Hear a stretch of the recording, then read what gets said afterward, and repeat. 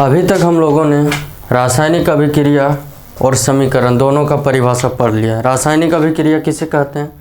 तो रासायनिक अभिक्रिया जिसमें दो या दो से अधिक पदार्थ मिलकर एक नया पदार्थ बनाएंगे, या एक ही पदार्थ अभिक्रिया करके दो या दो से अधिक पदार्थ बनाता है, उसे कहते हैं हम लोग रासायनिक अभिक्रिया।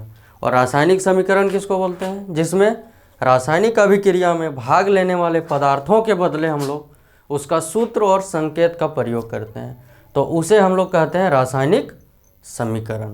तो रासायनिक समीकरण और रासायनिक अभिक्रिया यह हम लोग का पाठ था, जो परिचय हो गया है ख़त्म। अब हम लोग आगे पढ़ेंगे रासायनिक अभिक्रिया की विशेषताएं। रासायनिक अभिक्रिया की विशेषताएं। रासायनिक अभिक्रिया की विशेषताएं। रासायनिक अभिक्रिया की विशेषताएं, या इसे विशेषताएं को हम लोग इसका गुण भी समझ सकते हैं। विशेषताएं या गुण इंग्लिश में बोलेंगे प्रॉपर्टीज ऑफ केमिकल। प्रॉपर्टीज मतलब हो गया गुण। Properties of chemical reaction. रासायनिक अभिक्रिया का क्या गुण है? तो इसका बहुत सा गुण है, जिसमें हम लोग मुख्य 4-5 गुण का बात करेंगे। सबसे पहला गुण है, पहला जो गुण है हम लोग का वो है अवस्था में परिवर्तन।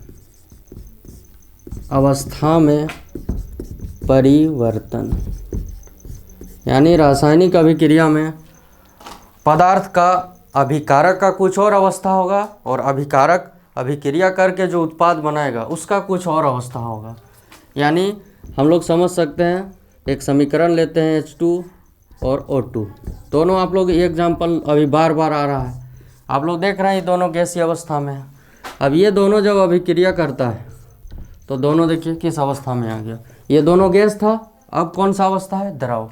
तो देखिए अवस्था में परिवर्तन हो रहा है। रासायनिक अभिक्रिया का ये पहला विशेषता होगा कि रासायनिक अभिक्रिया में अवस्था में क्या होता है? परिवर्तन होता है। हम लोग संतुलित करने के लिए दो देंगे, ये हम लोग आगे पढ़ेंगे। दूसरा गुण है, कुछ रासायनिक अभिक्रिया में अवस्था के साथ दूसरा गुण है रंग में परिवर्तन।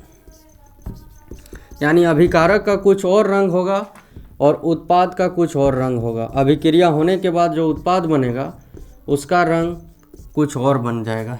जैसे एक हम लोग लेते हैं, यह आपका लोहा हुआ।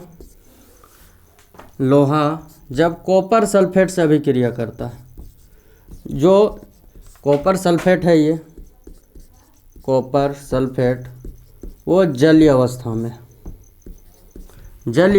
है, जलीय विलयन की अवस्था में है। अब ये अधिक अभिक्रियाशील है, तो यहाँ पे बन जाएगा आयरन सल्फेट। ये है आयरन या फेरस सल्फेट भी बोलते हैं इसको, फेरस सल्फेट। और इधर कॉपर को ये हटा देगा। अब ये जो विलयन है, इस विलयन का रंग होता है नीला रंग। ये नीला रंग का होता है, और अभिक्रिया होने के बाद ये जो विलयन है इसका रंग हो जाता है हरा। तो देखिए यहाँ पे किसका परिवर्तन हो रहा है? कॉपर सल्फेट का जो विलयन है वो नीला है, और आयरन सल्फेट या फेरस सल्फेट जो बना है उसका रंग कैसा है? हरा। तो दूसरा गुण हम लोग समझ गए कि किस में परिवर्तन होता है? रंग में। और पहला गुण हम लोग समझ गए थे किस में परिवर्तन होता है? अवस्था में। तीसरा गुण है गैस की उत्पत्ति। जब भी अभिक्रिया होगा तो इसमें होगा गैस की उत्पत्ति। गैस बनता है, कोई अभिक्रिया ऐसा आएगा जिसमें गैस का निर्माण होगा। गैस कैसे बनेगा? तो आप लोग चूना पत्थर वाला एग्जाम्पल देखे थे, इसको बोलते हैं चूना पत्थर, जो हम लोग का ठोस अवस्था में है। इसे जब गर्म किया जाता है तो गर्म किया जाने पर दो चीज़ बनता है, एक चूना जो ठोस अवस्था में है, और दूसरा कार्बन डाइऑक्साइड, इसको बोलते हैं चूना, और ये हम लोग का कार्बन डाइऑक्साइड। तो इस तीसरा गुण में देखिए, तीसरा में बन रहा है क्या?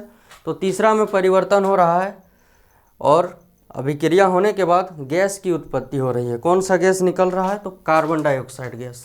तो ये तीसरा गुण हो गया गैस की उत्पत्ति। और चौथा गुण है हम लोग का अवक्षेप का निर्माण। अवक्षेप आप लोग समझ चुके हैं। अवक्षेप जो अभिक्रिया, अवक्षेप की उत्पत्ति, या इसको अवक्षेप की उत्पत्ति न लिखकर हम लोग लिख देते हैं अवक्षेप का निर्माण। अवक्षेप बनेगा। कुछ अभिक्रियाएं ऐसी होती हैं जिसमें उत्पाद बनने के साथ अवक्षेप का निर्माण होता है। जैसे है sodium sulphate. Sodium sulphate, sodium sulphate ये जलीय विलयन है और ये जब बेरियम क्लोराइड से अभिक्रिया करता है, यह भी जलीय विलयन होता है। बेरियम क्लोराइड, बेरियम क्लोराइड जब इसके जलीय विलयन से अभिक्रिया करता है तो यहाँ बन जाता है बेरियम सल्फेट, जो ठोस होता है और यह अवक्षेप होता है सफ़ेद रंग का। बेरियम सल्फेट जिसका रंग होता है सफ़ेद, ये हम लोग का है अवक्षेप। और दूसरा बनता है NaCl, नमक, सोडियम क्लोराइड, सोडियम क्लोराइड। तो इसमें देख रहे हैं अवक्षेप में ये हम लोग का अवक्षेप बना। अभी तक हम लोग 4 गुण पढ़ चुके हैं। पहला गुण है अवस्था में परिवर्तन। दोनों गैस है, गैस गैस अभिक्रिया किया और बन गया द्रव, तो क्या बदला? अवस्था। रंग में परिवर्तन, यहाँ पर कॉपर सल्फेट है, इसका रंग है नीला, इधर आके हो गया हरा, तो इसमें क्या बदला? रंग। इसके बाद है गैस की उत्पत्ति। इसमें कौन सा गैस उत्पन्न हो रहा है? तो CO2 गैस। इसके बाद अवक्षेप का निर्माण हुआ। इसमें कौन अवक्षेप बना? Barium sulphate. यहाँ तक हम लोग पढ़ें टोटल कितने गुण? 4 गुण। अब 4 गुण के बाद है हम लोग का अगला गुण, पांचवा गुण है हम लोग का। इसमें समझने से पहले हम लोग थोड़ा सा बोर्ड वर्क कर लेते हैं। पांचवा गुण को समझने से पहले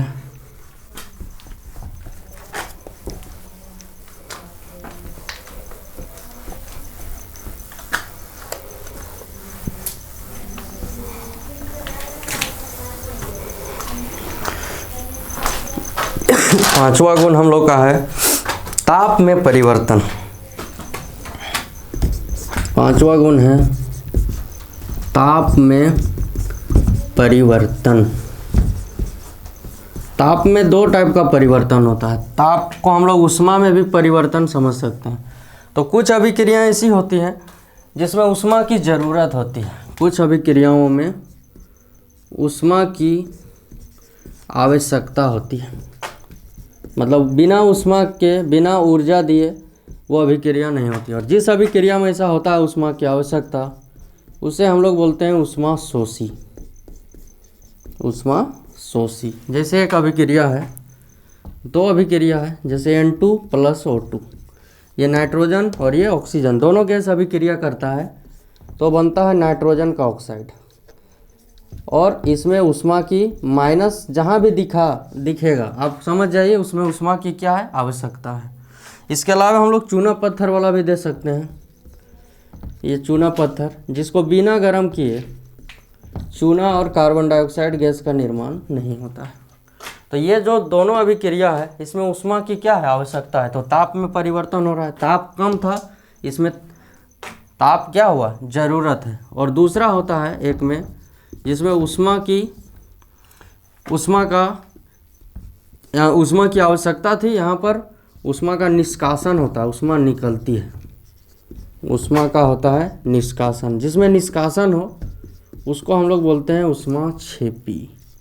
यानी अभिक्रिया होगा, उत्पाद बनेगा और साथ में क्या निकलेगा? ऊष्मा। जैसे चूना और दूसरा होता है जल। तो चूना और जल अभिक्रिया करता है तो बनता है, आप लोग देखे होंगे जब हम लोग पोचाड़ा करते हैं तो चूना को पानी में डाल देते हैं और पानी में जब डालते हैं तो वो पूरा आवाज़ करेगा और बन जाएगा बुझा हुआ चूना, और साथ में पूरा बर्तन गर्म हो जाता है। तो इस अभिक्रिया में क्या हो रहा है? ऊष्मा का निष्कासन। यानी ऊष्मा मतलब ताप। ताप में हो रहा है परिवर्तन। तो अभी तक हम लोग रासायनिक अभिक्रिया का टोटल 5 गुण पढ़े। पहला गुण हम लोग पढ़े थे, यहाँ पे मैं फिर से लिख देता हूँ पहला गुण